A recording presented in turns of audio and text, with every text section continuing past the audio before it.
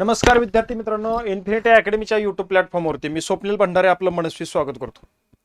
बघा, 7वी पास विद्यार्थ्यांसाठी सुवर्ण संधी या ठिकाणी आपल्याला मिळत आहे. या संधीचं सोनं करण्यासाठी आपल्या बांधवांना हा व्हिडिओ पाठवायचा. ज्या विद्यार्थ्यांची 7वी झालेली आहे अशा विद्यार्थ्यांसाठी ही सरकारी नोकरी मिळवण्याची एक सुवर्ण संधी या ठिकाणी आलेली आहे. लाखातनं एखादा संधी अशी या ठिकाणी येत असते. ती संधी ही येत आहे मुंबई उच्च न्यायालयाची ही जाहिरात आहे. त्याच्यामध्ये औरंगाबाद येतं, नागपूर खंडपीठ येतं, अशा 3 ठिकाणी ही भरती होणार आहे. प्रत्येक ठिकाणी वेगवेगळ्या जागा आहेत. मग ही कशा प्रकारची जाहिरात आहे याचं सविस्तर विश्लेषण या ठिकाणी मी तुम्हाला सांगणार आहे. तत्पूर्वी इन्फिनिटी अकॅडमीच्या या प्लॅटफॉर्मवरती आपल्याला स्पर्धा परीक्षेचा अभ्यास करण्यासाठी एक बॅच सांगतो. ही बॅच फक्त 999 रुपयामध्ये आपल्याला देण्यात आलेली आहे. एक अनलिमिटेड वॉच टाइम आहे. पीडीएफ मध्ये नोट्स देखील तुम्हाला मिळतील. त्यानंतर विद्यार्थी मित्रांनो, तुम्हाला टेस्ट सिरीज सुद्धा या माध्यमातून उपलब्ध होणार आहे. या संधीचा फायदा तुम्ही घ्या असं मला वाटतं. त्यानंतर तुम्हाला ऑनलाईन रेकॉर्डेड बॅच असल्यामुळं जो परीक्षेचा मूळ गाभा आहे अभ्यासाचा, मराठी, इंग्रजी, अंकगणित, बुद्धिमत्ता आणि सामान्यज्ञान हे तुम्हाला या ठिकाणी शिकवलं जाणार आहे. या सुवर्ण संधीचा फायदा घ्या आणि अभ्यासामध्ये तुमच्या पारदर्शकता आणा.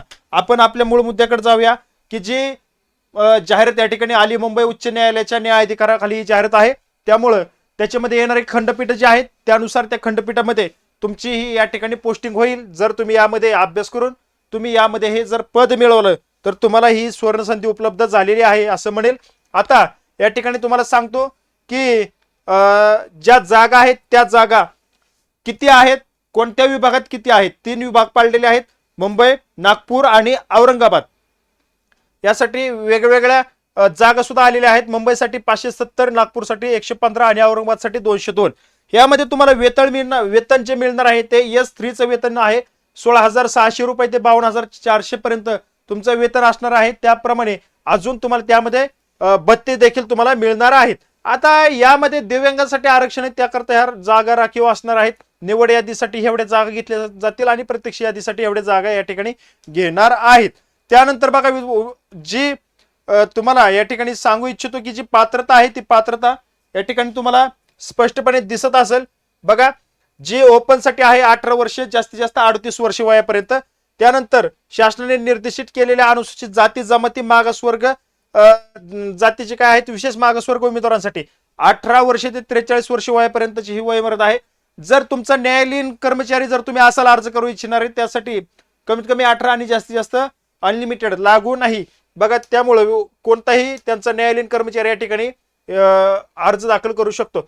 आता पात्र उमेदवारांसाठी जे काही अटी दिलेत त्यांनी बघा, तो भारताचा नागरिक असावा, महाराष्ट्राचा रहिवासी असावा आणि त्याच्याकडे डोमसाईल असावं, ही सगळ्यात महत्वाची अट आहे. त्याचं चारित्र्य वागणूक चांगली असावी, करार करण्यास तो सक्षम असावा, त्याच्यासोबत कोणताही या ठिकाणी गुन्हा दाखल झालेला नसावा, तो कोणत्या परीक्षेला बसला त्यांनी अनुचित प्रकार केलेला आहे त्याच्यावरती कोणताही गुन्हा दाखल झालेला नसावा असा विद्यार्थी या ठिकाणी चालणार आहे. बघा, नैतिक पतनाच्या ह्याच्यामध्ये तो गुन्ह्यासाठी दोषी ठरवलेला नसावा.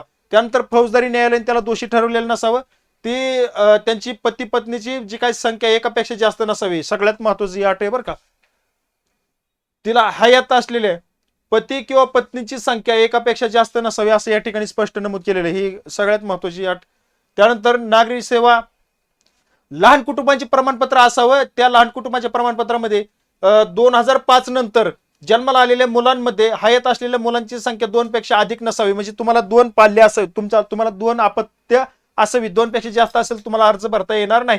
आता ऑनलाईन अर्ज भरायचा आहे, त्यामध्ये तुम्हाला अर्ज भरण्यासाठी 1,000 रुपये फी असणार आहे. त्यानंतर SBI कलेक्ट सुविधेद्वारे ते ऑनलाईन पेमेंट तुम्हाला करावं लागेल. बघा, त्यानंतर अर्ज करण्याची जी पद्धत आहे त्याच्यासाठी त्यांनी वेबसाईट दिली, bombay.nic.in ह्या वेबसाईट वरती तुम्हाला या ठिकाणी अर्ज दाखल करायचा आहे. बघा, वेब ब्राउझरच्या माध्यमातून तुम्हाला या ठिकाणी अर्ज दाखल करता येणार आहे. आता अर्ज दाखल करण्याची जी तारीख आहे बघा, 15 डिसेंबर 2025 ते 5 जानेवारी 2026 पर्यंत या ठिकाणी तुम्हाला अर्ज दाखल करता येणार आहे. आता त्यानंतर जे काय ऑनलाईन पद्धतीने तुम्हाला अर्ज भरायचा आहे ती फोटो आणि तुमची सही लागते, महत्वाचं. मग फोटोची साईज जी आहे ती 3.5 बाय 4.5 सेंटीमीटर आणि जी सही आहे त्याची 3 बाय 2.5 सेंटीमीटरची ही फोटोच्या स्वरूपामध्ये 40 KB पेक्षा कमी साईज मध्ये तुम्हाला तो फोटो अपलोड करायचा आहे. बघा, त्यानंतर बॉम्बे हायकोर्ट .nic.in या वेबसाईटवरती तुम्हाला या ठिकाणी रिक्रुटमेंटवरती क्लिक केलं की तुम्हाला या ठिकाणी पिओन हमाल आणि फराजच्या अप्लाय ऑनलाईन वरती तुम्हाला क्लिक करायचंय. तदनंतर तुमचं पेमेंट वगैरे करायचं आहे. सगळ्यात महत्वाचं, ऑनलाईन अर्जामध्ये जर तुम्ही काही चुका केल्या तर तुमचा या ठिकाणी अर्ज बाद करण्यात येईल. तुम्हाला त्या संबंधी कोणतीही दाद मागण्याची परत चान्स मिळणार नाही. बघा, तुमचा अर्ज नाकारल्या केल्यानंतर तुमचं कोणतं निवेदन स्वीकारलं जाणार नाही. ऑनलाईन अर्ज करत असताना तुम्हाला फक्त एकच विभागासाठी तुम्हाला अर्ज दाखल करता येऊ शकतो. एकापेक्षा जास्त विभागासाठी तुम्हाला अर्ज दाखल करता येणार नाही. त्यानंतर तुम्हाला महत्वाची गोष्ट सांगतो, तुम्ही जॉईन झाल्यानंतर तुमची 5 वर्ष त्या ठिकाणी बदली होणार नाही. तुम्ही कितीही निवेदन दिले, कितीही जरी काय केलं तरी काही उपयोग होणार नाही. त्यांनी त्यासाठी अट या ठिकाणी नमूद केलेली आहे. अर्ज दाखल करत असताना तुम्हाला एकतर मुंबईसाठी भरता येईल, त्यानंतर संभाजीनगरसाठी भरता येईल किंवा नागपूरसाठी, या तिन्हीपैकी एकाच ठिकाणी अर्ज दाखल करता येईल. दुसरी महत्वाची गोष्ट, तुमची बदली 5 वर्ष होणार नाही. 5 वर्षानंतर तुमची ट्रान्सफर होऊ शकते. चला, त्यानंतर बघा पुढे नियुक्तीनंतर तुम्हाला आता सांगितल्याप्रमाणे 5 वर्ष बदली होणार नाही. आणि फॉर्म भरून झाल्यावरती आय अग्री बटनावरती क्लिक केलं की तुमचा या ठिकाणी फॉर्म सबमिट होईल. आणि काही चूक जर झाली तर त्याबाबत तुम्हाला कोणतीही दखल, तुमचा विचार घेतला जाणार नाही. उमेदवारांनी संपूर्ण जाहिरातीचे वाचन करूनच तुमची या ठिकाणी ऑनलाईन अर्ज दाखल करायचा आहे. कोणीही पोस्टाने या ठिकाणी अर्ज पाठवायचा नाही. ऑनलाईन अर्ज भरत असताना जाहिरातीमधील नमूद शैक्षणिक पात्रता बाबींची पूर्तता केली असेल तरच अर्ज स्वीकारला जाईल असं या ठिकाणी सांगितलेलं आहे. उमेदवारांनी एकापेक्षा जास्त ऑनलाईन अर्ज सादर केले तर सगळ्यात शेवटी जो अर्ज सादर केलाय तोच विचारात घेतला जाईल. निवड प्रक्रिया कशी असणार आहे बघा. परीक्षेचा प्रकार असेल, तुम्हाला लेखी 30 मार्काची लेखी होईल. तुम्हाला त्याच्यामध्ये 15 मार्क पाडावे लागतील. त्यानंतर शारीरिक क्षमता चाचणी ही 10 मार्काची होईल आणि मुलाखत 10 मार्काची होईल. आता ह्यामध्ये सगळ्यात महत्वाचा ट्विस्ट असा आहे की जी 30 मार्काची लेखी होणार आहे यामध्ये तुम्हाला 15 मार्क 50% मार्क पाडणं बंधनकारक आहे. ज्याला 15 मार्क पडतील असाच विद्यार्थी पुढे या ठिकाणी शारीरिक क्षमता चाचणी आणि मुलाखतीसाठी पात्र असणार आहे. याची सर्व विद्यार्थ्यांनी नोंद घ्यायची आहे. लेखी परीक्षेला काय विचारतील, लेखी चाचणी प्रश्नामध्ये वस्तुनिष्ठ बहुपर्याय प्रकारचे प्रश्न असणार आहेत. साधे सिंपल प्रश्न असतील. तुम्हाला 30 पैकी 15 मार्क पाडायचे आहेत. 15 मार्क पडले की तुम्ही पुढच्या ह्याला क्वालिफाय होऊ शकता. त्यानंतर विद्यार्थी मित्रांनो, एवढेच विषय आहे. बाकी तुमचं जास्त तुम्हाला काही असणार नाही. यामध्ये सोपी साधी या ठिकाणी परीक्षा होऊन जाईल. तुम्हाला त्यामध्ये नोकरी मिळून जाईल. ज्या उमेदवारांना मुलाखती करता बोलवण्यात येईल त्यांनी खालील कागदपत्र, कोणते कागदपत्रासाठी तुम्हाला उपस्थित राहायचंय. जन्मतारखेच्या पुराव्यासाठी तुम्हाला 3 प्रमाणपत्र सांगतो. शाळा सोडण्याचं प्रमाणपत्र असेल, जन्म प्रमाणपत्र असेल आणि SSC बोर्डचे प्रमाणपत्र, या तिन्हीपैकी कोणतंही एक या ठिकाणी चालणार आहे. शैक्षणिक पात्रतेच्या संदर्भात परीक्षेचे गुणपत्रक 7वी, 8वी, 9वी, 10वी यापैकी तुम्हाला 12वी किंवा तत्सम डिप्लोमा असेल, मान्यता प्राप्त किंवा बोर्डाचा विद्यापीठातून प्राप्त केलेली इत्यादी तुमची एक कोणतंही या ठिकाणी सर्टिफिकेट तुम्हाला चालणार आहे. सगळ्यात महत्वाचं या ठिकाणी बघून घ्या, तुमची जी निवड आहे ती गुणपत्रिका टक्केवारीऐवजी स्वरूपात दिले जातात. ग्रेडच्या स्वरूपात जी तुम्हाला या ठिकाणी तुम्हाला ग्रेड दिला जातो त्या ग्रेडच्या स्वरूपात जर असेल तर त्या शाळेचं नाव त्या ठिकाणी तुम्हाला नमूद करणं आवश्यक असणार आहे. ही गोष्ट तुम्ही या ठिकाणी लक्षात असू द्या.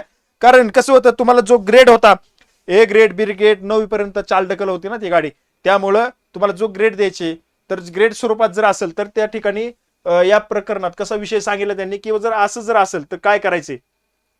उमेदवारांनी अर्ज भरण्यापूर्वी विषयनिहाय मिळालेले गुण, एकूण गुण आणि टक्केवारी असलेले गुणपत्रक संबंधित शाळा बोर्डातून मिळावे ते घेऊन यायचे आणि ते अपलोड करायचे बघा. आणि त्यानंतर गुण संबंधित रकान्यात दिलेल्या सूचनानुसार भरायचे आणि त्यानुसार ते तुम्ही पास आहेत असं ते समजून होते, काय अडचण नाही. शैक्षणिक पात्रतेचे प्रमाणपत्र 10वी, 12वी किंवा तत्सम डिप्लोमा जर असेल तर ते त्या ठिकाणी तुम्हाला लागणार आहे. तर त्यानंतर जाहिरात प्रसिद्धीनंतरची तारीख आहे बघा. आता जाहिरात प्रसिद्ध झाल्यापासून 2 प्रतिष्ठित व्यक्ती घ्यायची तुम्ही आणि त्या प्रतिष्ठित व्यक्तींचं चारित्र्य संपन्नतेचे प्रमाणपत्र या ठिकाणी तुम्हाला घ्यायचं आणि ते अपलोड करायचे बघा. तो फॉर्म सगळ्यात शेवटी या PDF मध्ये दिलेला आहे, तो तुम्हाला दाखवतो. आता त्यानंतर जातीचा दाखला हा सक्षम प्राधिकाऱ्याने निर्मित तहसीलदार प्रांत यांचा दिलेला असावा, तोच त्या ठिकाणी ग्राह्य धरला जाईल. विशेष अर्थ असेल तर तुम्हाला त्या ठिकाणी ते जरी असेल तर ते अपलोड करा. तुमच्याकडे डोमसाईल असणं खूप गरजेचं आहे. त्यानंतर रोजगार विनिमय कार्यालयात जर नोंदणी केली असेल तर ते नोंदणीचं प्रमाणपत्र तुम्ही दिलं तरी चालतंय. उमेदवार शासकीय कर्मचारी असल्यास सक्षम प्राधिकाऱ्याची मंजुरी घेतल्यास ना हरकत प्रमाणपत्र आवश्यक राहील बघा त्या कार्यालयाचं, तर तुम्हाला या ठिकाणी फॉर्म भरता येईल. उमेदवारांच्या नावात जर बदल असेल तर त्याकरता त्याच्या नावाच्या दस्तऐवज जे आहे ते शासकीय राजपत्र असेल, सक्षम प्राधिकाऱ्यांनी जारी केलेलं विवाहाचे प्रमाणपत्र जी प्रत तुम्हाला जोडणं आवश्यक राहील.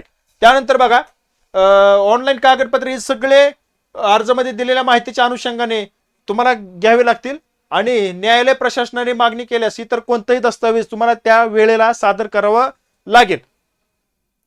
आता महत्वाची सूचना केल्यात उमेदवारांकरता ज्यांना अर्ज करायचे त्यांच्यासाठी की त्याला मराठी जी भाषा आहे ती बोलता यावी, वाचता यावी, लिहिता यावी. ही 3 प्रकारामध्ये ह्या गोष्टी तो उमेदवार सक्षम असावा.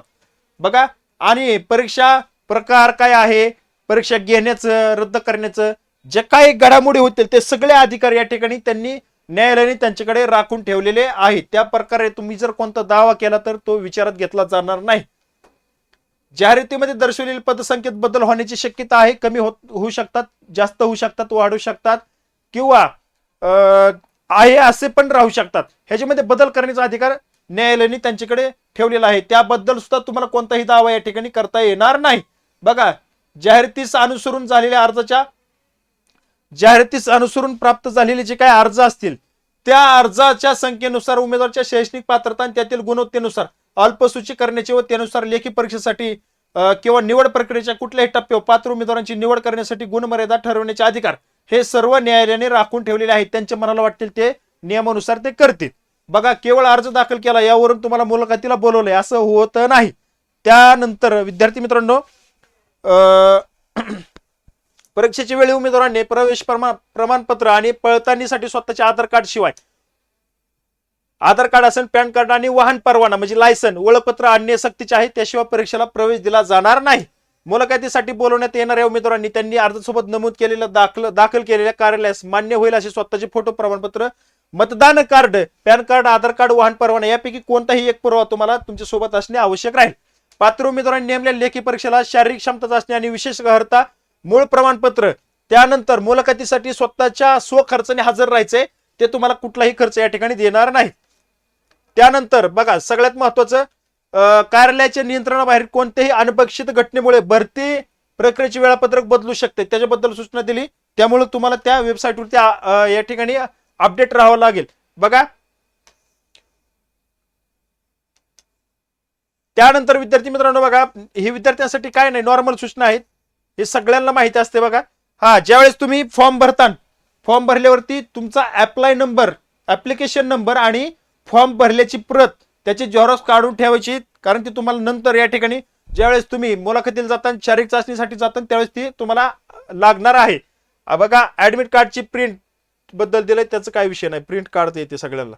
चला, तुम्हाला मी सांगितल्याप्रमाणे जी काही निवड यादी आहे ती निवड यादी लागली आणि प्रत्यक्ष यादी ही 2 वर्षापर्यंत चालणार आहे. त्यामुळे कधीही तुमचं 2 वर्षात अचानक तुमचं नशीब त्या ठिकाणी उजाडू शकतं. 2 वर्षापर्यंतचा कालावधी या ठिकाणी दिलेला आहे. 2 वर्षानंतर ती निवड यादी रद्द होईल. बघा, त्यानंतर वैद्यकीय तपासणी वगैरे पोलीस स्टेशनकडून चारित्र्य पडताळणीच्या अहवालावर अवलंबून असेल.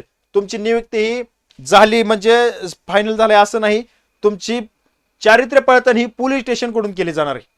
पोलीस स्टेशन जो काय या ठिकाणी अहवाल देईन त्याच्यावरती तुमची पोलीस स्टेशनकडून चारित्र्य पडताळणीच्या अहवालावर तुमची नियुक्ती या ठिकाणी अवलंबून असेल. त्यानंतर निवड आणि प्रत्यक्ष यादीतील उमेदवार नियुक्ती आदेशात नमूद केलेल्या कालावधीत कर्तव्यात सामील होऊ शकला नाही तर तिचे निवड यादीतून नाव काढून टाकले जाईल असं या ठिकाणी तुम्हाला स्पष्ट सांगितलेलं आहे. बघा, तुम्हाला सांगितल्याप्रमाणे एकदा तुमची निवड झाल्यावरती तुम्हाला 5 वर्ष ते सोडता बदली होणार नाही. आणि दुसरी गोष्ट, नियुक्तीच्या पदावर रुजू होण्यासाठी दिलेल्या कालावधीत रुजू न झाल्यास रिक्त झालेल्या पदावर दुसरा त्या ठिकाणी निवड करण्यात येणार आहे. बघा, त्यानंतर उमेदवारांनी निवडीच्या समिती सदस्यांना किंवा उच्च न्यायालयात काम करण्याच्या अधिकारावर कर्मचाऱ्यांना भेटण्याचा किंवा त्यांच्यावर त्यांच्या निवड प्रक्रियेसंबंधी व्यक्तिशः अथवा कोणामार्फत दबाव आणण्याचा जर प्रयत्न केला तर तुमचं त्या ठिकाणी तुम्हाला त्या निवड ह्याच्यामध्ये कार्यक्रमामधून बाहेर काढण्यात येईल, अपात्र ठरवण्यात येईल.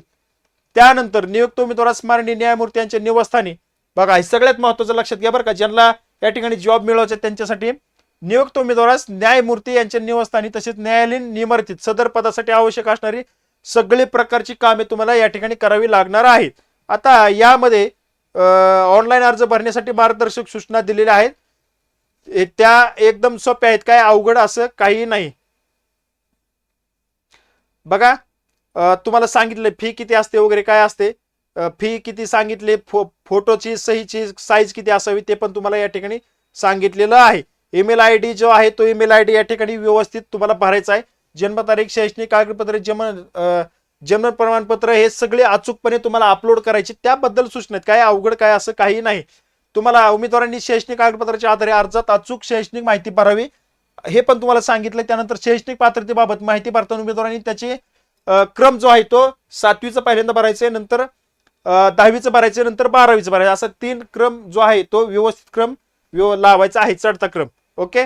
त्यानंतर बघा शैक्षणिक माहिती भरताना उमेदवार इयत्ता 10वी पेक्षा कमी शैक्षणिक अर्हता असणारे बिलो SSC आहेत आणि त्यांनी स्कूल, बोर्ड, युनिव्हर्सिटीच्या रकान्यामध्ये शाळेचं नाव लिहायचंय. लक्षात असू द्या, शाळेचं नाव लिहिणं तुम्हाला बंधनकारक राहील. उमेदवार ज्या भाषेचे ज्ञान आहे ती भाषेची निवड तुम्हाला या ठिकाणी करायची आहे. बघा त्यानंतर उमेदवारांनी विशेष अर्हता रकान्यात माहिती भरत असताना अनुभव जर असेल तर तो अर्हता नमूद करायची आहे. मग त्याच्यामध्ये तुम्हाला समजा नळ दुरुस्ती असेल, प्लंबिंगचं काम असेल, माळीचं काम असेल, फाईल देखरेखीचं काम असेल, ते तुम्ही त्या ठिकाणी भरू शकता. काय अडचण नाही. तुम्हाला जो काय आहे तुमचं आता डायरेक्ट काय दाखवतो तुम्हाला, ए फॉर्म दाखवतो. ए फॉर्म जो आहे तो फॉर्म ए हा नमुना तुम्हाला चारित्र्य वर्तणूक नमुना जो आहे तो तुम्हाला त्या ठिकाणी भरून द्यायचा आहे.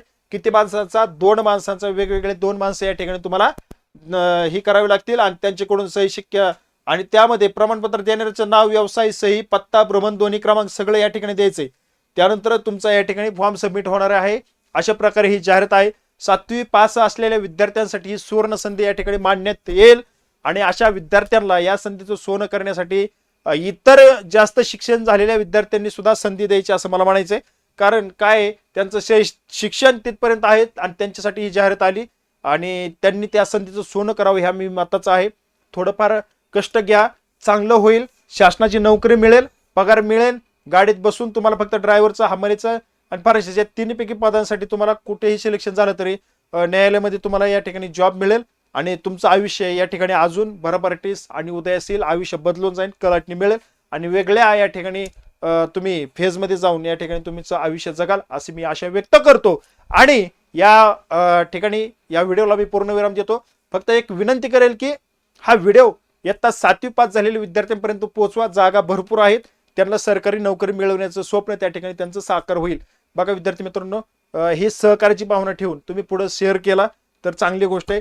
मी या ठिकाणी तुमचं सहकार्य हे त्याचं सिलेक्शन घडू शकतं, त्याला ती नोकरी मिळू शकते. या ठिकाणी थांबतो. भेटूया पुढील अपडेटमध्ये. धन्यवाद.